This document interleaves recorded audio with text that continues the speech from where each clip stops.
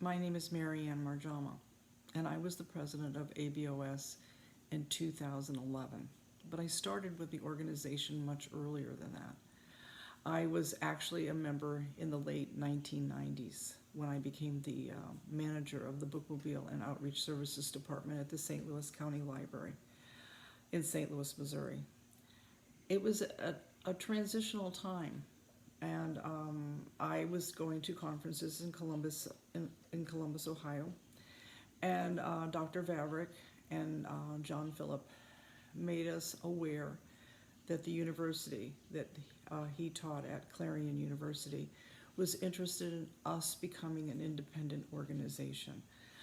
The problem was that our money was being mixed with their money, and there was issues with them extending services to us and not. Basically, it became an accounting issue. They wanted us out of their accounts. And secondly, I think both Dr. Vavrick and John Phillips, who had started and organized and lovingly cared for this organization for so many years, were reaching retirement age, and they really wanted us to become an independent organization. I was among one of the first elected officers. I was treasurer in 2004. And during those years, there wasn't a lot to be done. Dr. Vavrick and John Phillips were still running the organization. But in 2006, it became evident that we needed to move on. And the plan was that we would create our own constitution and bylaws, and that we would become a 501c3 organization. The problem was we didn't know how to do that. And since we were like children under the care of Clarion University, we never had to do it. So Jeannie Dilger, basically with the backing of the current officers and the membership, decided to basically make the break. For the next subsequent years, maybe 3 or 4, we were really closely allied with Clarion University and also Dr. Vavrick and John Phillips. They were very helpful in making that transition and helping us along the way. Another important group that was so helpful to us was OLOS, O-L-O-S, a part of ALA, and in particular Sasha Orange, who basically became a mentor for the presidents and the officers of the subsequent elections, and told us, because we were part of ALA, they could give us extra information and actually give us discounts in places where we needed expertise. It was a hard transition for us. It was hard for everybody. We didn't know what we were doing. We were librarians, not lawyers, not accountants, not financial people. So we really needed the expertise that ALA could give us. And along the way, we recognized as an organization, the board in particular and the elected officers realized that we had a constitution and bylaws that didn't work for us.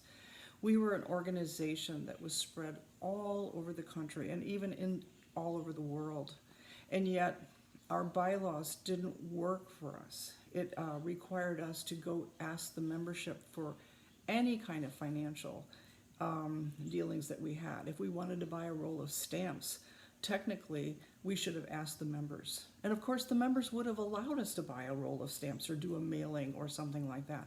But that is not what our bylaws said we had to do. So our first order of business was to create a committee. And we had a great committee. And we downloaded bylaws and we went through them literally letter by letter, line by line, paragraph by paragraph, tweaking and adjusting and making things. And I really want to shout out to 2 people who were amazing. Future President Martha Buckner, who understands the English language like nobody I know. And she would make comment about where a comma was produced or the right word to use. And in that same kind of instinctual knowledge. Edie Isley, who was the treasurer at the time, also gave that same kind of information. So with the two of them and the rest of the committee, we finally got what we considered a good constitution and a bylaw that worked for us. I don't remember the exact year we took it. Maybe it was 2009, 2010. We took the Constitution and bylaws, and we had the membership vote on it. And with that, it basically empowered the board and the officers to do things on behalf of the membership. It was a great day for us because it really made us almost independent from Clarion University, but not quite, because we had another large hurdle to achieve, and that meant we needed, and this was something that we knew from day one. This is what Clarion and Dr. Vavrick said we had to do. We had to become a 501c3 organization. And you say to yourself, what does that mean? Well, it's very important if you want to be a bona fide organization, vetted by the federal government. It allows you to take charitable deductions. It allows your vendors to offset some of their expenses on their income taxes. It's an important thing, and it really gives you, it's the right thing to do, but it's a hard thing to do. It's a hard thing when you don't know exactly what to do. Here again, ALA, OLOS, Sasha Orange, perfect partners for us. We tried our best. We actually downloaded information from, in the tax government websites, but I'm afraid we didn't know how to read it very well. And we kept submitting everything that they asked for, and every time we submitted it, it came back and said, well, you need this, well, you need that. It was very frustrating. And I have to shout out again to another president, and that's Jody Oliveri, who was actually from the Chicago area and had been on a library board herself, and who had close proximity to ALA, and who could find out and get for us the expertise that we needed at that time. So around 2010, we submitted once again the complete package, and it was returned to us and told us that we didn't have the last time we submitted, we got it closer than we had ever gotten before. And the only thing that we needed was a conflict of interest part in our bylaws. Easy to fix, easy to resubmit, and on that last submission, we finally got our certification to be a 501c3. It was a wonderful day, because by doing this, we became an official association. We had a tax ID number. We filed federal taxes. We were legitimate on every level, but of course, it's never that simple. Shortly after that, Clarion University told us that they were no longer going to host or sponsor our website or vet our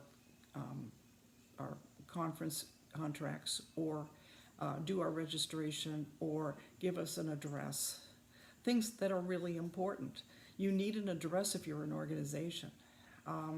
So I remember Kathy Totten, another president, and I going to ALA and interviewing library utilities. We finally settled on one that's called Amigos, and they took over the information. They became our address. They were able to vet our conferences and sign for us. They were able to negotiate for us. They were able to take our membership, and it was a great day, because your treasurer does a lot for the organization, but these are things that are day-to-day operations, and they really need to be done day-to-day, and they need to be transparent and and absolutely sure. So hiring a library utility was very important to us.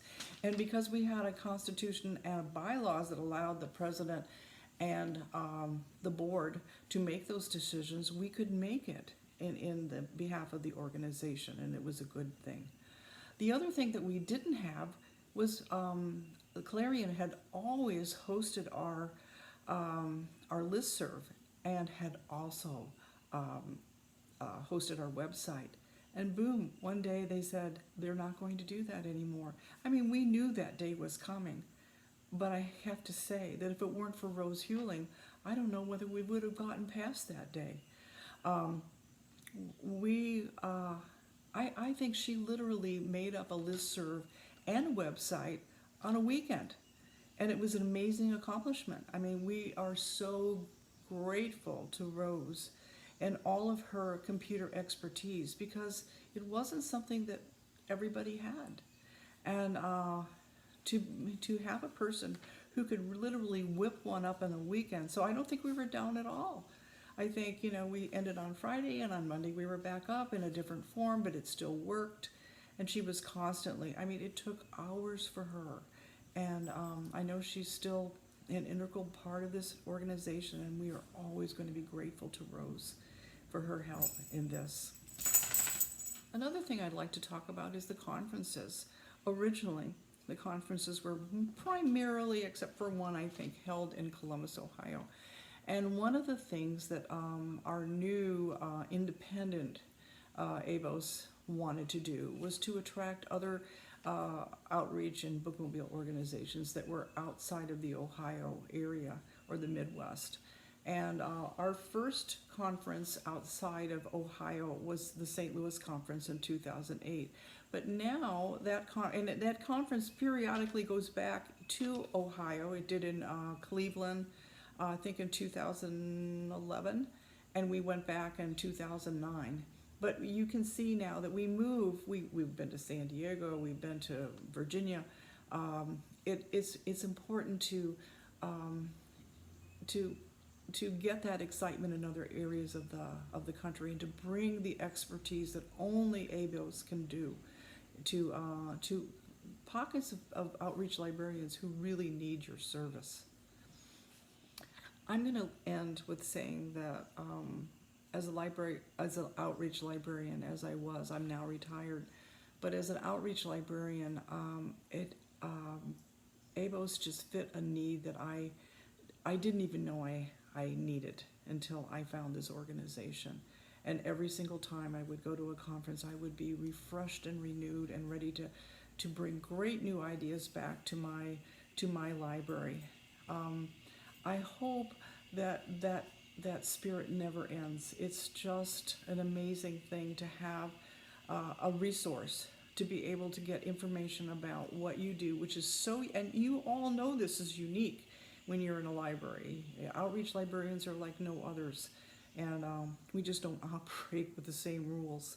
And it was nice to be able to mix with people who were doing the same thing at the same time as I was, and I will forever be grateful for the enrichment that it gave me, and for the it left me with more confidence and a better woman.